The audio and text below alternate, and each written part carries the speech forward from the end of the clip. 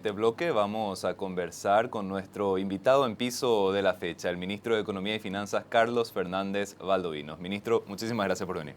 ¿Qué tal, Eduardo? Buenas noches para vos y toda la teleaudiencia. Ministro, queríamos consultarle un poco respecto a nuestro camino hacia el equilibrio fiscal. El Ministerio de Economía y Finanzas ratificó más de una vez este nuevo camino de convergencia hacia lo que establece la Ley de Responsabilidad Fiscal. ¿Cómo estamos avanzando con el plan, ministro? Creo que bastante bien. Uno mira los números, ¿verdad? El punto de partida iba a ser el final del año pasado, que fue el primer compromiso que tuvimos, que era del 4,1% y efectivamente terminamos en un déficit equivalente a 4,1% del PIB. Si bien es reciente los nuevos números, tenemos en los meses de enero ya un déficit que baja al 3,6% del PIB, es decir, el déficit en 12 meses, y en el mes de febrero es del 3,3%. Entonces se va notando realmente esa convergencia, tal como habíamos planificado anteriormente. Esperemos estar a finales de este año en un límite máximo del 2,6% del PIB, pero hasta ahora como planeado. Esto ya es sacándose la mochila, entre comillas, de lo que había sido esa deuda con constructoras y farmacéuticas. Asimismo, se ha amortizado el 90% de toda la deuda a finales del año pasado, 90% de toda la deuda con las constructoras y gran parte de la deuda con las farmacéuticas. Parte de la deuda con farmacéuticas por el proceso que lleva, tardaron en, digamos, obligar el año pasado, se va a obligar este año, pero sin problemas. Tenemos, creo que, un colchón, como yo le digo siempre a mi gente, en los meses de noviembre y diciembre, porque eso fueron gastos que no se van a repetir. El número de 3,3% contiene todavía ese número de diciembre con este colchón. Entonces, una vez que lleguemos a diciembre, el ajuste va a ser bastante significativo, digamos, para el déficit fiscal. Ministro, los ingresos tributarios están ayudando también en este objetivo. Ayudan y mucho. Yo creo que ha sido una señal clara de que esa idea que finalmente la plasmamos en una nueva ley que creó la Dirección Nacional de Ingresos Tributarios, estaba en el camino correcto, que es lo que le decíamos a la gente. Pero bueno, mucha gente simplemente se opone por oponerse. Y los incrementos que creo que están alrededor del 20-25% en promedio los dos primeros meses del año. Y adicionalmente con 5 días menos en el mes de marzo va a seguir teniendo un crecimiento positivo y probablemente de 2 dígitos. Claramente indican de que teníamos razón en fusionar esas dos agencias y bueno, ahí está el resultado. Ministro, una cuestión que forma parte clave de todo este proceso también es la mejora en el gasto público. El gobierno ya estuvo haciendo varios esfuerzos con diferentes proyectos de ley dentro de estas reformas para ir buscando cuestiones positivas que vayan hacia la mejora del gasto público precisamente. Ministro, ¿cómo continúan estos esfuerzos? Evidentemente todavía hay cuestiones que hacer para tener una optimización mayor del gasto público en nuestro país. Sí, así mismo, nosotros pasamos una situación en donde nos ocupábamos de lo urgente, de la emergencia, tanto social como económica como sanitaria, a una situación en el 2024, 2023, 2024, en donde realmente podemos empezar a ocuparnos de las cosas que son importantes para el mediano y largo plazo. Por eso es que desde el momento que asumimos, empezamos a hacer una serie de reformas estructurales que habían sido postergadas durante muchísimo tiempo, ¿verdad? Algunas leyes que estuvimos pasando eran leyes que deberían haberse ya plasmado en el año 92, como el caso de la Superintendencia de Pensiones, que en la propia Constitución está establecida de que el Estado tiene que supervisar estas cajas.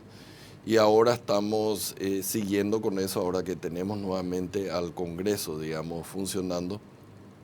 Estamos con dos proyectos inminentes. Una es la ley de estructura del Estado, que básicamente va a ordenar el funcionamiento del Ministerio y Secretaría del Estado.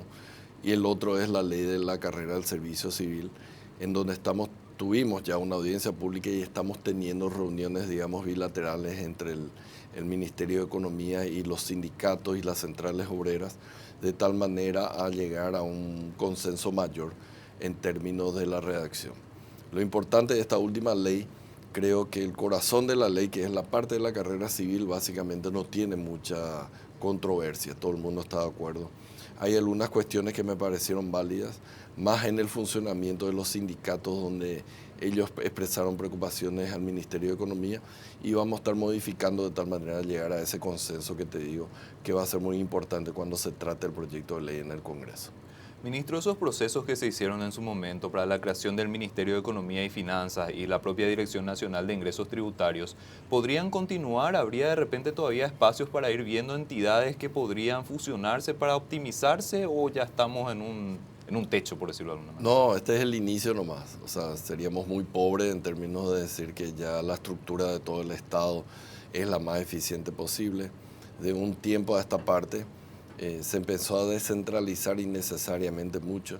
Yo creo que es momento de empezar a repensar, digamos, en el Estado y ver que podemos empezar a fusionar nuevamente. No quisiera adelantar mucho, pero te voy a dar un ejemplo nomás.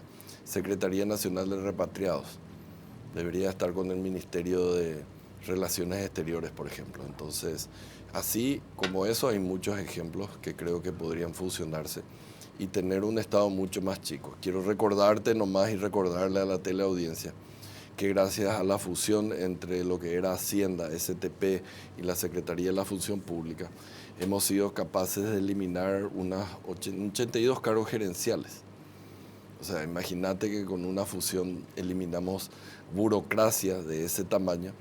Y bueno, ese es el, digamos, es el ejemplo que queremos dar. Empezamos por casa para que después no me digan, ¿y por qué no haces vos? Y bueno, ahora vamos a empezar, una vez que tengamos la ley de estructura del Estado, empezar a apurar este proceso de fusión de diferentes instituciones. Ministro, una cuestión que está preocupando también a mucha gente es el tema de las empresas públicas y puntualmente lo que está ocurriendo con la ANDE. Las industrias están acusando recibo de estos cortes de energía que no pasa directamente por el Ministerio de Economía y Finanzas, pero bueno, entiendo que es una cuestión que les preocupa teniendo en cuenta el fuerte impacto también. ¿Qué planes o qué cuestiones se están tratando con eso, ministro? Absolutamente, tanto el presidente de la República como el ministerio están muy preocupados por estos continuos digamos, cortes que se tienen. Me hace acordar más la época en donde la ANDE no había hecho tantas inversiones, pero tenemos que ver un poco cuál es el origen. Lo que me queda claro es que se va a tener lo que se invirtió, si bien fue mucho, no es suficiente aún, se va a tener que seguir invirtiendo. Lo que me preocupa también, por otro lado, es la denuncia que había hecho el presidente de la ANDE diciendo de que fueron algunos incendios y tal vez intencionados quienes finalmente hicieron de que se corte ese suministro de energía porque era un incendio debajo de las torres y ahí va a meritar otro tipo de medida, no ya de inversión, sino de seguridad. Pero de todas maneras sí estamos en permanente contacto con el presidente de la ANDE pidiendo específicamente medidas para atenuar esto que estuvo ocurriendo en este verano y hace mucho tiempo no estábamos viendo esta situación que vimos este año. Y ahí pasa también una cuestión clave, ministro, de que para las inversiones se necesitan recursos. Evidentemente esa es una cuestión también que causa cierta preocupación teniendo en cuenta el contexto general de las finanzas públicas. La ANDE yo creo que una vez que arregle su situación de balance, ¿verdad? Tiene que tener un balance auditado.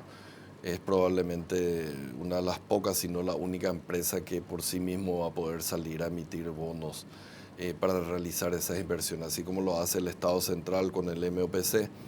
Ellos van a poder salir a emitir bonos una vez que tengan, digamos, todos los balances auditados. Así que vamos a ir por ese camino y la intención es justamente que tenga eso, ese balance auditado. De hecho, en este programa que tenemos con el Fondo Monetario, ahí justamente está como uno de los objetivos la contratación de esta auditoría externa.